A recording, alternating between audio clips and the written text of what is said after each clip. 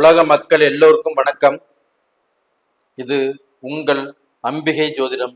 நான் உங்கள் ஜி கோபால் பேசுகிறேன். இன்னைக்கு நம்ம பேசக்கூடிய தலைப்பு என்னன்னா, தமிழ் புத்தாண்டு வாழ்த்துக்கள். தமிழ்ல குரோதி வருடம் பிறக்கிறது.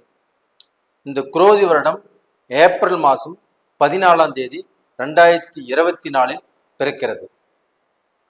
அப்ப இந்த குரோதி வருடமாகப்பட்டது மீன ராசிக்காரங்களுக்கு எப்படி இருக்கும்? இந்த குரோதி வருடம்னா தமிழ் வருடங்கள்ல 38வது வருடம். இந்த 38வது வருடம் குரோதி வருடம் பிறக்கிறது. இது மீன ராசிக்காரங்களுக்கு என்ன பலனை கொடுக்கும் என்பதை இந்த காணொலியில பார்க்க போறோம். அப்ப மீன ராசிக்காரங்களாகப்பட்டது ஃபர்ஸ்ட் நீங்க நடக்கக்கூடிய காரியமாகப்பட்டது லட்சுமி நரசிம்மரை நீங்க எங்க பார்த்தாலும் கண்டிப்பாக கும்பிட்டு வாங்க. ஏன் சொல்றேன்னா, உங்களுடைய ஜென்மத்திலேயே ராகு பகவான் இருக்கிறாங்க. அதே சமயத்துல உங்களுக்கு இந்த 7.5 சனி ஆரம்பம்.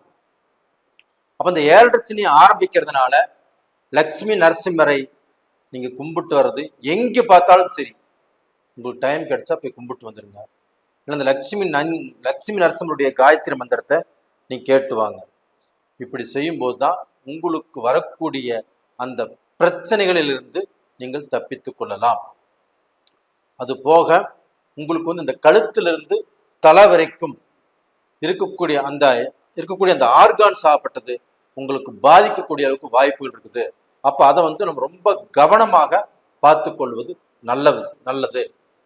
இப்ப நம்ம வண்டி வாகனத்துல போறோம், ரொம்ப கவனமா போகணும்.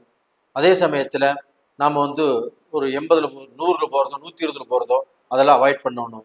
இப்போ கார்ல போறோம், அதிவேகமாக போறது, இதெல்லாம் கண்டிப்பா அவாய்ட் பண்ணி இந்த சமயத்துல உங்களை நீங்கள் பாதுகாத்து கொள்ள வேண்டும். அதே சமயத்துல இந்த ராகு உங்களுடைய ஜென்மத்திலே இருக்கிறதுனால செல்போன், இந்த செல்போன் பேசிட்டு வண்டி ஓட்டுறது, இல்லை இந்த செல்போன் பேசிட்டு மாடிப்படியிலிருந்து இறங்குறது, இது எல்லாமே உங்களுக்கு பார்க்க போனா ஒரு ஆபத்தை விளைவிக்கும். அப்ப அந்த செல்போன் பேசிட்டே வண்டி ஓட்டுறதுனாலையும், அந்த செல்போன் பேசிட்டே நம்ம படியிலிருந்து இறங்கிட்டு இருக்கும் போது அந்த செல்போனை பேசிட்டு இருக்கிறதுனாலையும் கண்டிப்பா ஸ்லிப் ஆகி ஸ்கிட் ஆகக்கூடிய அளவுக்கு வாய்ப்புகள் இருக்குது. அப்படி ஸ்கிட் ஆனால் தலைக்கு தான் அடிபடும்.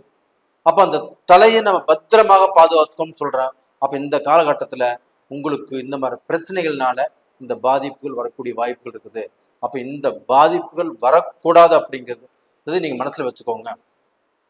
அப்ப இது போக பாத்தீங்கன்னா, உங்களுடைய அந்த ஜென்மத்துல அந்த ராகு இருக்கிறதுனாலையும் 7ஆம் இடத்துல கேது இருக்கிறதுனாலையும்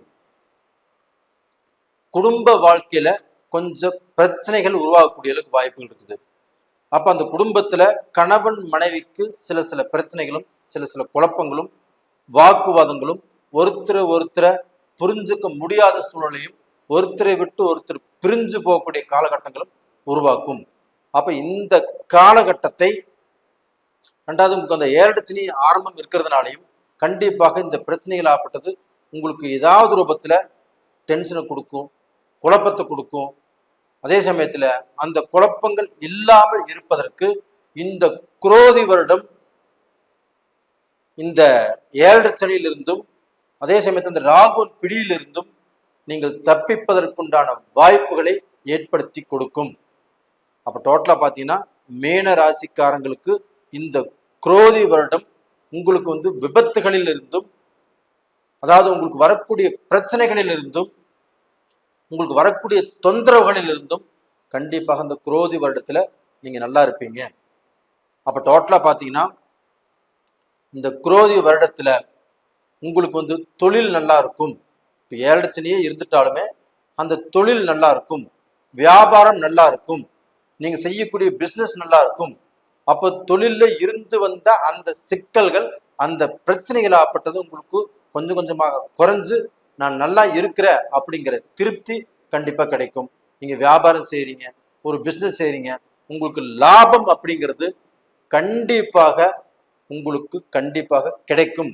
அப்ப கடந்த காலத்துல வியாபாரம் பண்ணி பிசினஸ் பண்ணி எதுலையுமே லாபம் இல்லை, ஒரு முன்னேற்றம் இல்லை அப்படின்னு தடைப்பட்ட உங்களுக்கு இந்த காலகட்டத்தில் கண்டிப்பாக உங்களுக்கு நல்லது நடக்கிற அளவுக்கு வாய்ப்புகள் இருக்குது. அதே சமயத்தில் உங்களுக்கு அரசியல் செல்வாக்கு, அப்போ அந்த அரசியல் மூலியமாக நீங்கள் பிரபலமாகக்கூடிய அளவுக்கு வாய்ப்புகள் இருக்குது. அதே சமயத்தில் இப்போ கவர்மெண்ட் ஜாப்ல இருந்தால் கூட அதுலேயுமே ப்ரமோஷன் வரக்கூடிய அளவுக்கு வாய்ப்புகள் இருக்குது. இது போக நீங்க இப்போ ஒரு ஃபீல்டில் இருக்கிறீங்க, அதுல விருதுகள் வாங்கலாம், அதற்குண்டான வாய்ப்புகளும் நல்லா இருக்குது. அப்போ டோட்டலா பார்த்துட்டீங்கன்னா இந்த காலகட்டத்தில் இந்த குரோதி வருடத்தில் உங்களுடைய முன்னேற்றத்தை யாராலையும் தடுக்க முடியாது. அதே சமயத்துல உங்களுக்கு இந்த 7 சனியும் இந்த ராகுடைய அனுகிரகம் இருக்கிறதுனால கண்டிப்பாக உங்களுக்கு உடல் சார்ந்த பிரச்சனைகள் வருவதற்குண்டான வாய்ப்புகள் இருக்குது. அப்ப அந்த மூச்சு சம்பந்தப்பட்டதோ இந்த நரம்பு சம்பந்தப்பட்டதோ இந்த மாதிரி பிரச்சனைகள் உங்களுக்கு இடையில வரும். அப்ப அதுல கவனமாக இருந்து நீங்க பார்க்க போன வைத்தியம் பார்த்து கொள்வது கண்டிப்பாக நல்லது.